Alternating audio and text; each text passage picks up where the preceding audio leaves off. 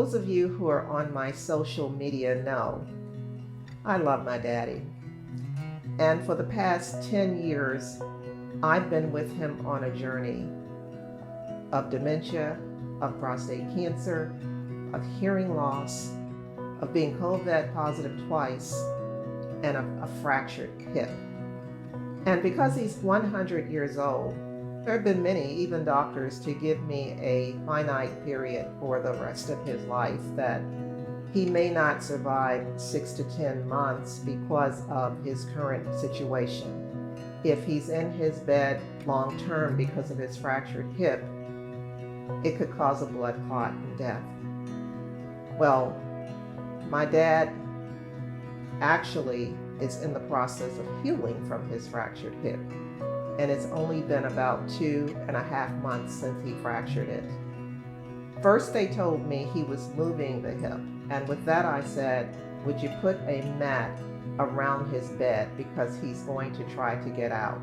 And they said, it's impossible. The pain would be too great to put pressure on the hip.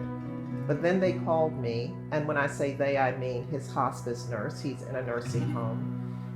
The hospice nurse called me and said, we found your dad sitting on the floor on his mat. And I said, I knew it. I knew he'd get out of that bed. And then a few weeks later, she called me and she told me, your dad is crawling out of his room. So I said, well, the next step would be his attempting to stand and possibly falling. And they said, well, the weight they feel is not strong enough for that to occur. But we don't know. We never know. But the point is, my father was always there for me, and I will always be there as his chief advocate. He no longer knows me, but he knows I'm someone who loves him.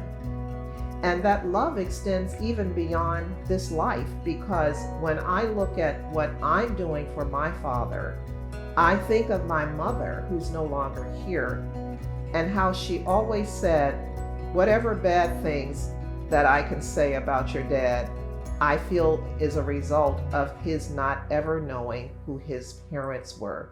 He was adopted, but no one ever told him who his parents were, and it left him with certain characteristics of maybe even abandonment.